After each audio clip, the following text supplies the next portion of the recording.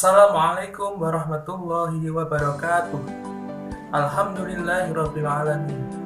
Bagaimana kabarnya hari ini? Semoga kita selalu mendapatkan perlindungan dari Allah Subhanahu wa taala dan diberikan kesehatan selalu oleh Allah Subhanahu wa taala. Hari ini kita akan mempelajari materi tentang sejarah Khulafaur Rasyidin, penerus perjuangan Nabi Muhammad sallallahu alaihi wasallam. Siapakah sahabat Khulafaur Rasyidin itu? Sahabat Khulafaur Rasyidin adalah sahabat yang diberikan petunjuk oleh Allah Subhanahu wa taala. Beliau adalah pengganti Rasulullah sallallahu alaihi wasallam dalam menjalankan pemerintahan dan mensyiarkan agama Islam. Adapun tugas dari sahabat Khulafaur Rasyidin, yang pertama adalah sebagai kepala pemerintahan, sebagai kepala negara, sebagai kepala masyarakat. Yang kedua, Khulafaur Rasyidin bertugas sebagai mensyiarkan agama Islam. Yang ketiga, Khulafaur Rasyidin membina dan membimbing masyarakat. Adapun sahabat Khulafaur Rasyidin itu ada 4. Yang pertama adalah sahabat Abu Bakar As-Siddiq. Yang kedua, sahabat Umar bin Khattab. Yang ketiga, sahabat Utsman bin Affan. Dan yang keempat, sahabat Ali bin Abi Thalib.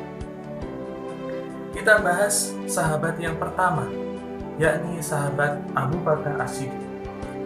Sahabat Abu Bakar As-Siddiq lahir pada tanggal 21 Jumadil Akhir tahun 13 Hijriah atau bertepatan pada tahun 573 Masehi, dari sebuah keluarga yang terhormat di Makkah. Beliau lahir 2 tahun 1 bulan setelah kelahiran Nabi Muhammad sallallahu alaihi wasallam. Nama asli beliau adalah Abdullah bin Abu Quhafa. Adapun nasab atau silsilah Abu Bakar As-Siddiq dengan Rasulullah sallallahu alaihi wasallam bertemu pada kakeknya yang bernama Murrah bin Ka'ab bin Lu'ay. Keteladanan yang bisa kita ambil dari sahabat Abu Bakar As-Siddiq, yang pertama adalah Abu Bakar As-Siddiq termasuk golongan as-sabiqun al-awwalun, yakni orang yang pertama kali masuk Islam. Kedua, Abu Bakar oleh Rasulullah SAW diberi gelar As-Siddiq, yang artinya yang benar, karena pada saat itu beliau mempercayai peristiwa Isra Mi'raj Nabi Muhammad SAW yang pertama kali. Yang ketiga, Abu Bakar As-Siddiq adalah orang yang mengorbankan jiwa dan raganya hanya untuk kemajuan dan memperjuangkan agama Islam. Anak-anak yang saya banggakan, kebijakan Abu Bakar As-Siddiq selama menjadi khalifah, yang pertama adalah beliau memerangi orang-orang yang murtad atau orang-orang yang keluar dari Islam. Yang kedua, beliau memerangi orang-orang yang mengaku sebagai nabi atau nabi palsu. Dan yang ketiga, memerangi orang-orang yang enggan membayar zakat. Anak sahabat yang kedua yang kita pelajari adalah Umar bin Khattab. Beliau adalah salah satu sahabat yang terkenal memiliki sifat yang tegas dan pemberani. Umar bin Khattab mendapat julukan Al-Faruq, yang artinya pembeda antara yang baik atau kebenaran dengan kebatilan. Umar bin Khattab adalah salah satu khalifah yang sangat sayang dan cinta terhadap rakyatnya. Sahabat Umar bin Khattab lahir pada tahun 581 Masehi atau sekitar 10 tahun setelah kelahiran Nabi Muhammad sallallahu alaihi wasallam. Garis keturunan beliau dengan Rasulullah sallallahu alaihi wasallam bertemu pada kakeknya yang bernama Ka'ab bin Lu'ay. Kebijakan Umar bin Khattab selama menjadi khalifah, yang pertama adalah penetapan tahun baru Hijriah sebagai tahun baru umat Islam. Yang kedua, bea cukai sebagai pendapatan negara. Yang ketiga, tunjangan sosial bagi rakyatnya. Yang keempat, kebiasaan sholat tarawih secara berjamaah. Yang kelima, pengembangan kota-kota dan saluran air untuk kesejahteraan rakyatnya. Yang keenam, penghapusan perbudakan. Yang ketujuh, kodifikasi Al-Quran. Dan yang kedelapan adalah perluasan wilayah Islam. Sahabat yang ketiga yang kita pelajari adalah sahabat Utsman bin Affan. Sahabat Utsman bin Affan lahir pada tahun 574 Masehi atau sekitar 3 tahun setelah kelahiran Nabi Muhammad SAW. Sahabat Utsman bin Affan mendapat gelar Dzunurain yang artinya pemilik dua cahaya karena beliau menikahi dua putri Rasulullah SAW yang bernama Ruqayyah dan Ummu Kulsum. Adapun kebijakan sahabat Utsman bin Affan selama menjadi khalifah, yang pertama adalah membentuk armada Islam, yang kedua membangun gedung pengadilan, yang ketiga renovasi masjid, yang keempat perluasan wilayah, yang kelima menyempurnakan pembukuan Al-Quran, dan yang keenam membangun jawatan kepolisian. Sahabat yang keempat adalah sahabat Ali bin Abi Thalib. Sahabat Ali bin Abi Thalib adalah sahabat yang sekaligus sebagai sepupu dan menantu Rasulullah SAW. Sahabat Ali bin Abi Thalib adalah salah satu sepupu karena Ali bin Abi Thalib adalah putra dari paman Rasulullah SAW, yaitu Abu Thalib. Beliau juga sebagai seorang menantu Rasulullah karena beliau menikahi putri Rasulullah SAW, yaitu Fatimah Az-Zahra, yang oleh Allah dikaruniai oleh dua orang putra yang bernama Hasan dan Husain. Kebijakan Ali bin Abi Thalib selama menjadi khalifah yang pertama dalam bidang bahasa, yaitu Ali bin Abi Thalib memerintahkan kepada Abu Aswad Ad-Duwali untuk menyempurnakan tata bahasa Arab atau yang sering dikenal dengan ilmu nahwu. Yang kedua, Ali bin Abi Thalib membangun kota Kufah sebagai pusat pemerintahan dan pengembangan. Demikian sedikit ulasan tentang sejarah Khulafaur Rasyidin. Semoga apa yang kita pelajari ini dapat menjadi hasanah wawasan keislaman kita. Mari kita simak video berikut ini untuk lebih jelas.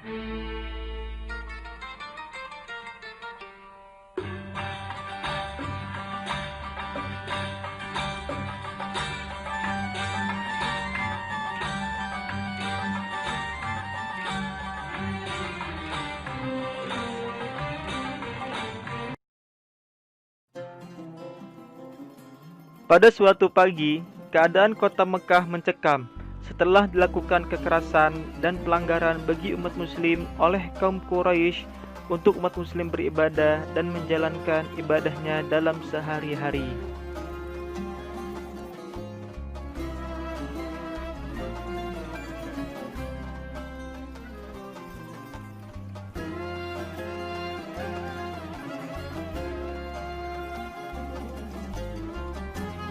Pagi itu, Sayyidina Abu Bakar As-Siddiq radhiyallahu anhu menyampaikan perintah Rasulullah sallallahu alaihi wasallam yang diterima dari Allah Subhanahu wa taala untuk memberitahukan kepada seluruh umat muslim agar segera berhijrah ke kota Madinah.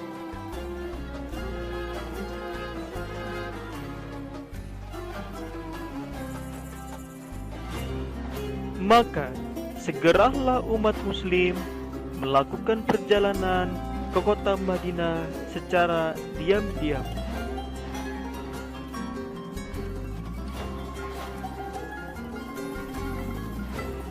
Sayyidina Abu Bakar As-Siddiq radhiyallahu anhu dan Nabi Muhammad sallallahu alaihi wasallam melakukan perjalanan berdua. Sayyidina Abu Bakar As-Siddiq radhiyallahu anhu menjaga Nabi Muhammad sallallahu alaihi wasallam dari kaum Quraisy yang sedang mengejarnya.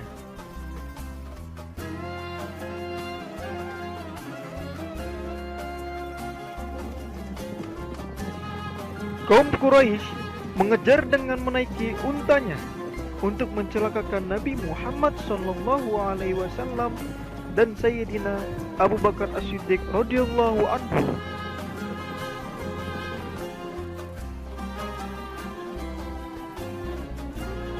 Sayyidina Abu Bakar As-Siddiq radhiyallahu anhu dan Nabi Muhammad sallallahu alaihi wasallam segera menuju Gua Sur untuk berlindung.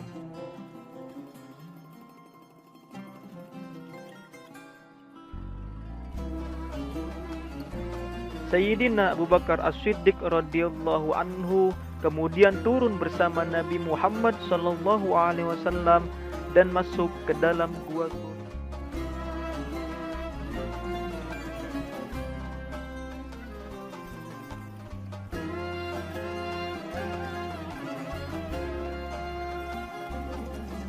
Sebelumnya Sayyidina Abu Bakar As-Siddiq radhiyallahu anhu telah menutup lubang dan membersihkannya.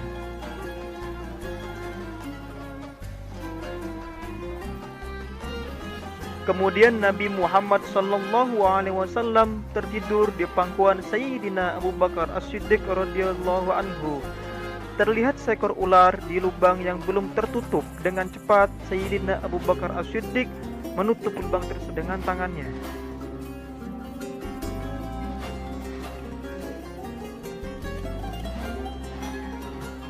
Datanglah pertolongan Allah Subhanahu wa taala. Di mulut Gua Sur ditutupi oleh sarang laba-laba.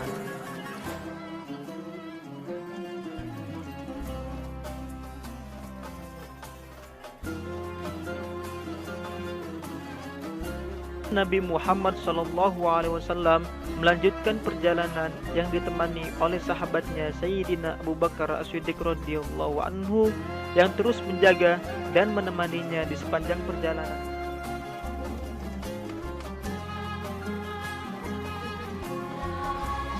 Setelah melewati perjalanan panjang, sampailah Sayyidina Abu Bakar As-Siddiq radhiyallahu anhu dan Nabi Muhammad sallallahu alaihi wasallam ke kota Madinah dengan disambut oleh kaum muslimin yang sebelumnya telah sampai terlebih dahulu.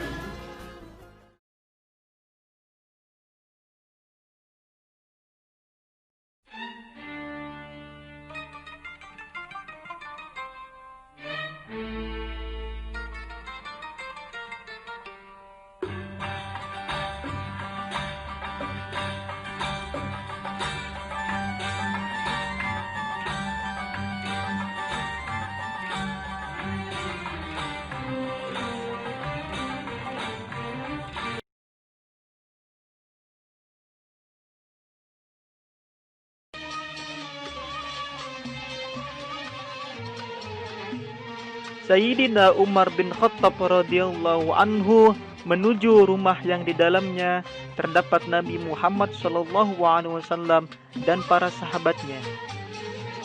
Lalu dibukakanlah pintu oleh Nabi Muhammad sallallahu alaihi wasallam.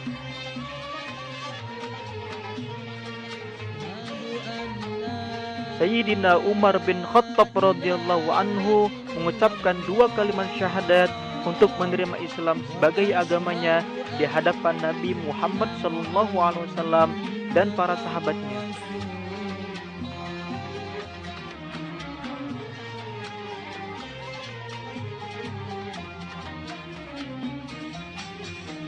Sayyidina Umar bin Khattab radhiyallahu anhu memberitahukan secara lantang bahwa dirinya telah masuk Islam.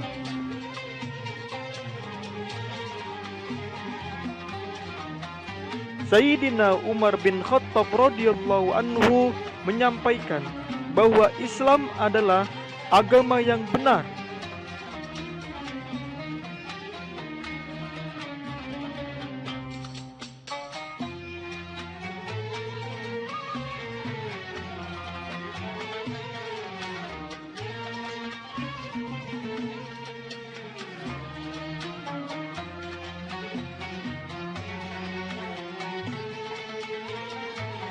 ada sekelompok orang yang ingin menyerang Sayyidina Umar bin Khattab radhiyallahu anhu, namun dengan gagah beraninya Sayyidina Umar bin Khattab radhiyallahu anhu dapat mengalahkan dan mengusir orang-orang Quraisy.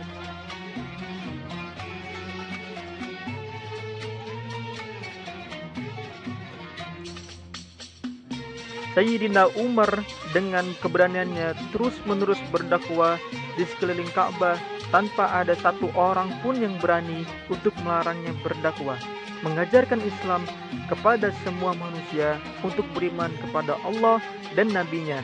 Hanya Umarlah seorang tanpa ada rasa takut dan gelisah, hingga dirinya diliputi rasa cinta kepada Allah Subhanahu wa Ta'ala dan Rasul-Nya.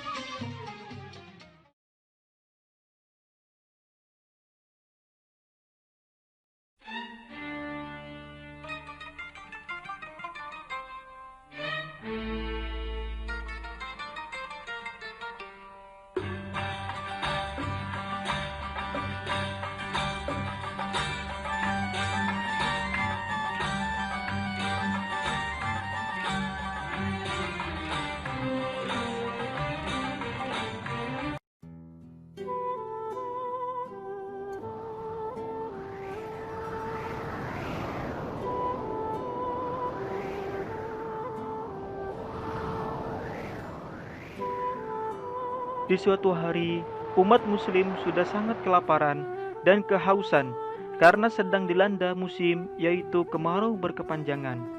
Sudah berbulan-bulan lamanya tak kunjung hujan sehingga tanah dan pepohonan menjadi tandus dan mati.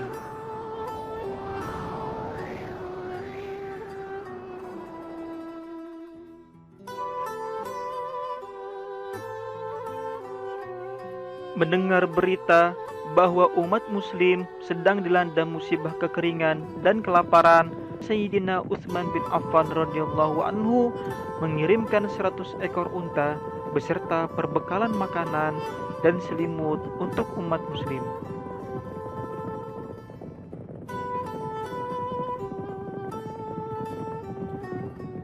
Beberapa sahabat mencoba membalas kebaikan Sayyidina Utsman bin Affan radhiyallahu anhu untuk menggantikan hartanya. Namun Sayyidina Utsman bin Affan radhiyallahu anhu menolak karena tahu mereka lebih membutuhkan, dan Sayyidina Utsman bin Affan radhiyallahu anhu yakin bahwa hartanya akan dibalas oleh Allah Subhanahu wa Ta'ala 10 kali lipat.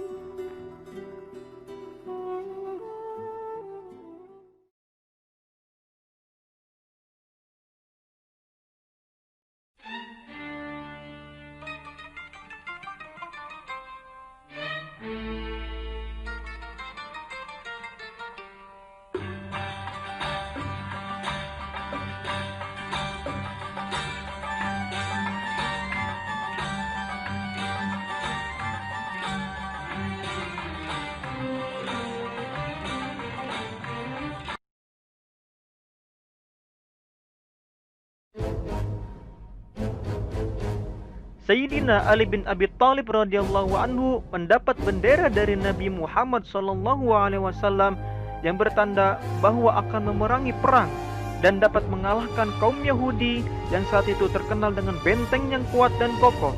Sebelumnya, pasukan yang dipimpin oleh Sayyidina Abu Bakar As-Siddiq radhiyallahu anhu dan Sayyidina Umar bin Khattab radhiyallahu anhu tidak dapat mengalahkannya.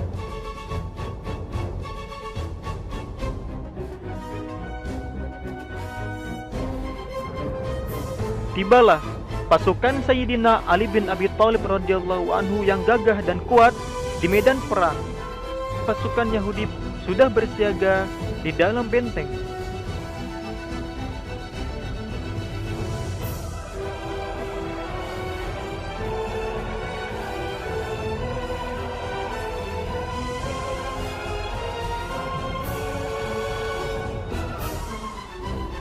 Sayyidina Ali bin Abi Thalib radhiyallahu anhu yang kuat dan gagah menantang pemimpin pasukan musuh untuk keluar dan bertarung.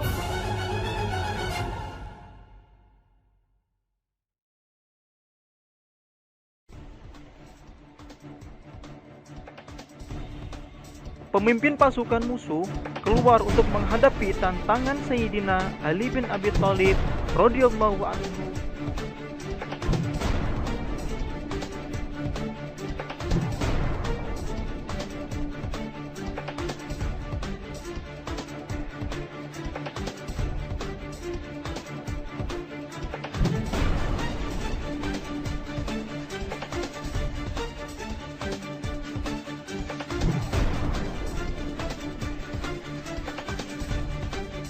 Terjadilah pertarungan dengan sengit Sayyidina Ali bin Abi Thalib dengan pemimpin kaum Yahudi.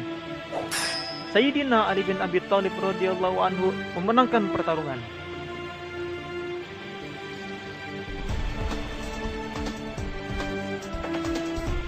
Sayyidina Ali bin Abi Thalib radhiyallahu anhu dan pasukannya bergegas masuk untuk menyerang dan berhasil merobohkan pintu benteng musuh.